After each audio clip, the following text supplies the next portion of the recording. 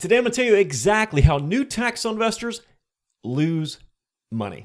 And even if you are thinking about getting into this business, you need to pay attention so you don't become one of them. These mistakes happen every single day. They're all easily avoidable, and I've seen them ruin investors who could have otherwise made a very, very good living in the tax sale business. Now, before we start, my name is Casey Denman. I've been in the tax sale business for well over 2 decades now, since I was 18 years old, and I've been teaching others just like you through the Tax Sale Academy since 2010.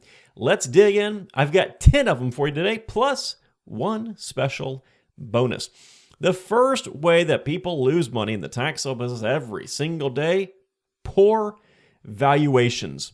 These are tax sale investors. They just come up with terrible valuations for whatever reasons. Plain and simple, they don't know what the property is worth. And a lot of times, they don't even care to figure out how much the property is worth by doing it properly.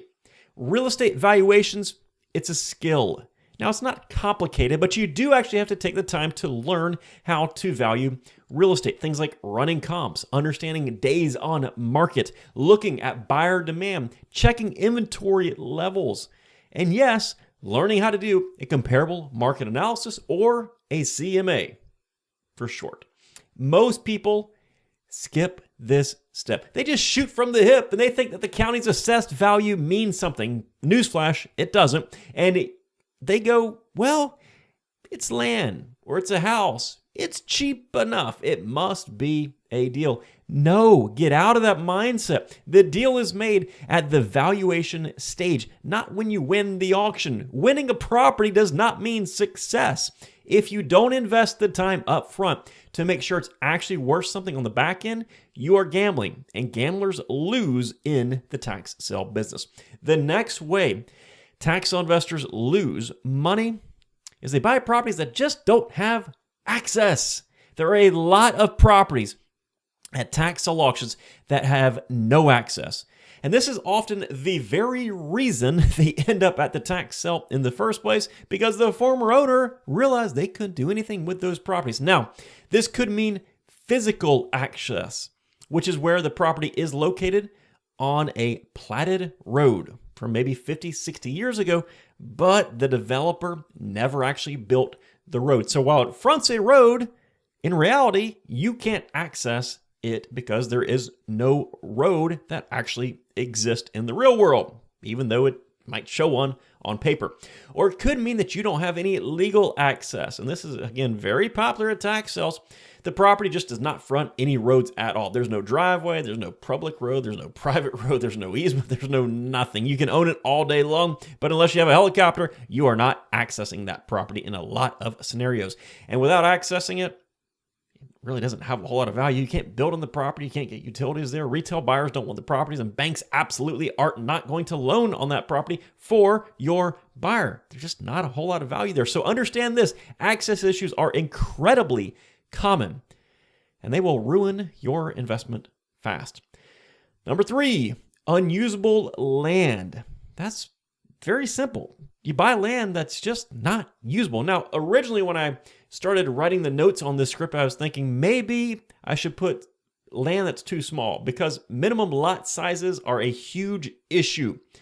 But unusable land is kind of more encompassing than that. Obviously, there's a lot of properties that are little tiny slivers of land. There's properties that are 1 feet by 1 feet that are sold at tax sales that people think they're getting a screaming deal on until they realize what they bought. These are just too small to do anything with. They don't serve really any purpose at all. In addition to that, you have slivers or wedges between two houses. You have alleyways. You have old right-of-ways that are not used anymore. You have utility easements that are not used. You have drainage retention ponds, wildlife conservation areas, recorded green space buffers that cannot be developed. These are all real things that show up every single day at a tax sale, and they cause people to lose money. People buy them simply because they just don't understand what they're looking at. That little $100 parcel might technically be land, but if the land can't be used for anything and nobody wants it, that's not an investment you want to make. Again, all this goes back to doing your research and understanding what you are buying. The next one, ignoring title issues. There's this common misconception out there that tax deeds wipe everything clean and you just go and sell the property, everything's perfect. Not true. A lot of people learn the hard way, myself included, nearly 25 years ago. When I had my first tax sale investment, I lined up my buyer, sent it over to the title company. They said, listen, Casey, we cannot insure this unless you do a suit to quiet title. And that's the first one that we need to talk about, is a curative legal work when it comes to the title. Now, it could be a suit to quiet title, could be a tax foreclosure certification, or maybe even a deed from a former owner if you go about it correctly. But understand that takes time and this takes money. And a lot of people simply don't budget for it. The second trap here is the surviving liens. These are going to be governmental liens, things for like code enforcement violations. Think tall grass, nuisance abatement, things like that, where maybe even boarding up windows, demolition bills perhaps, and other infractions. Usually they start off small. They may be just a fix-it type ticket. And then when somebody doesn't pay it, like the previous owner, you might get a $100 ticket. And when they don't pay that, they might say, okay, it's $100 a day. When they don't pay that, maybe it's a $500 a day. These can actually rapidly get into five figures. And I've seen some that are even $150,000, $200,000 in certain cities. So you buy a house because it looks like a great deal. And then when you find out you owe an extra $150,000 in code enforcement liens, that profitable deal is out the window and you lose money. Listen, title issues matter, liens matter, and you need to understand what survives and what doesn't in the state that you're investing in, and you need to understand what curing these title clouds actually means in the real world. And of course, I got videos on this, and we teach about this in the Tax Sale Academy. The next one are auction expenses. And I'm not talking about, the extra $10 here, $20 here that these auction companies add to prepare the deed or whatever. I'm talking about people that lose a lot of money without ever buying a single property. They take time off of work. They fly across the country.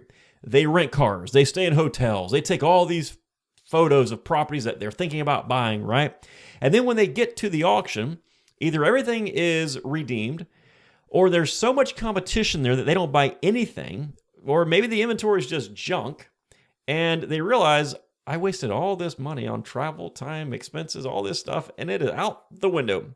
The thing is here, they could have easily avoided that if they would just have looked at the auction results from previous years. Most areas follow patterns. Certain counties are great. Others aren't. When you don't check, you are gambling with your time and your money. So yeah, travel, deposits, time away from work, rental cars, gas, all that stuff matters. You can lose money without even raising your hand at an auction. The next one, underestimating responsibility.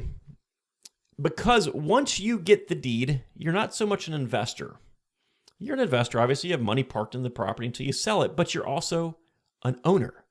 And now that you own real estate, you need to be responsible when it comes to owning that real estate.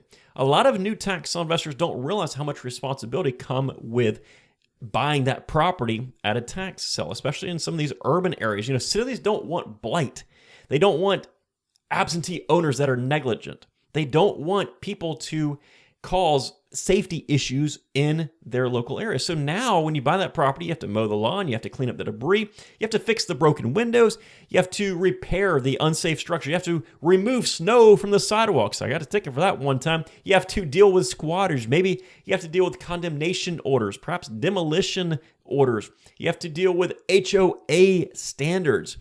And here's the fun part. A lot of the counties tend to view new tax sale owners as, in quote, the rich investor.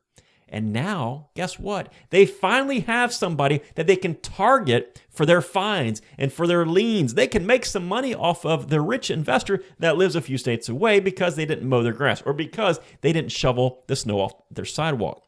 So that deal that you got for a few $1,000s quickly turns into a never-ending headache and you're losing money on it. The next way people lose money every day in the tax sale business is they focus on price alone. This one drives me crazy because I hear it all the time. You should buy every cheap property you can. If you see a property for $1,000, you should buy it. That's the most foolish advice in the entire business. Cheap means nothing. A $100 property that's worth $50 or that can't be built on and is worth $0 is a bad deal. No matter if you pay $100 or $150 or $500 for it, it's still a bad deal because there's no value there. There's no return there. A $2,500 property that is worth zero is a bad deal. Your purchase price only matters in relation to the value of that property when you sell it based on your investment objectives. You must factor in your return on that investment and not just what you pay for the property. All right, next one. Bidding and ego. Auctions do weird things to people. I've been to thousands and thousands of auctions, but they do some odd stuff to people. They put people in super competitive environments, and suddenly it becomes personal, right? I had a friend one time, and I've told the story before, but he showed up at an auction that I didn't even know he was going to. He overpaid for a property. And after the auction, I said, why did you pay so much money for that property? He literally told me because I didn't want that guy, pointing to the person that won the property, to win. I didn't want him to win. That's ego. That's not investing. Now, you also get the sunk cost fallacy. Well, I took off work to be here.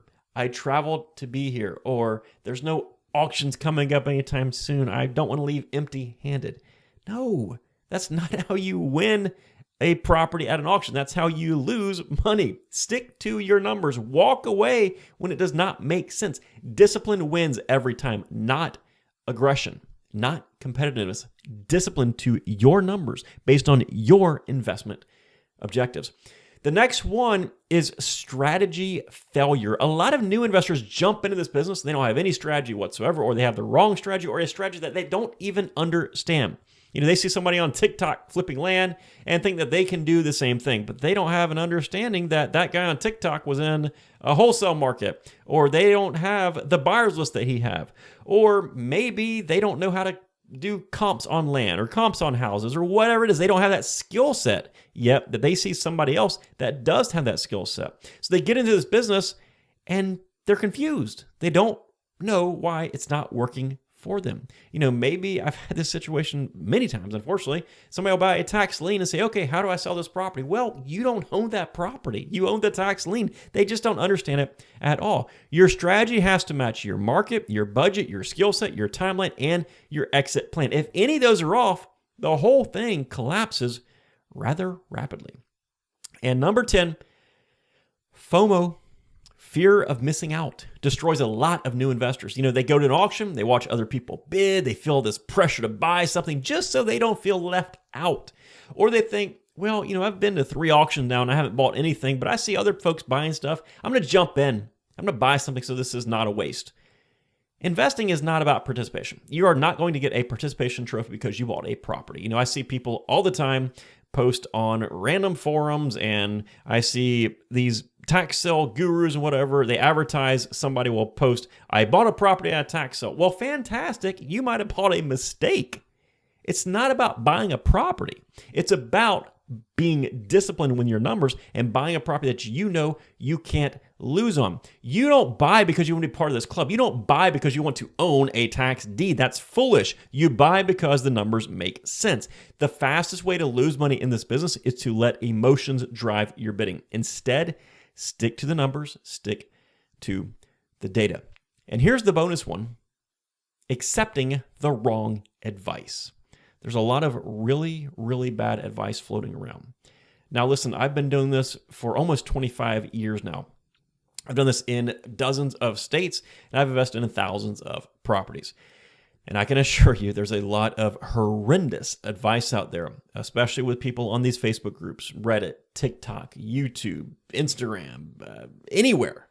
If they're on the internet, there's a good chance it's bad advice. On the other side of that, you have people that are charging $40,000, $50,000 to provide so-called mentorships that don't actually teach you a whole lot of practical stuff. Those folks are marketers. I've had a lot of those folks that paid $40,000, $50,000 to these people that you get ads pop in front of you all the time. And then they come to the Tax Law Academy afterwards and they say, I learned more in a week with you than I did in 6 months with them. That's because the problem is not information, it's context. It's learning how to apply that information properly. There's a lot of kind of this 20-second TikTok clips out there. And there's a lot of marketers that are going after your wallets. Don't fall into that trap. When people take bad advice or advice that just lacks the proper context, they go out and they buy something they shouldn't be buying. And that usually costs them a lot of money. And in some cases, mid-5 figures is the sad reality of the internet nowadays. So there are the 10 biggest ways a tax-sale investor can lose money, plus a little bonus one. Now, none of these are complicated. None of these require you to be a genius to avoid. You just need to be educated on the topic. You need a strategy you can understand, and you need the discipline to execute it. If you want a shortcut to this learning curve and, of course, avoid all the mistakes entirely, check out the resources that we offer at taxsaleacademy.com. I built that platform to help people learn this business the right way and to be able to afford how to learn the business and to avoid the exact stuff that we talked about today. Again, taxsaleacademy.com. Hey, thanks for listening. I'll see you next time right here on the Tax Sale Podcast. Bye-bye.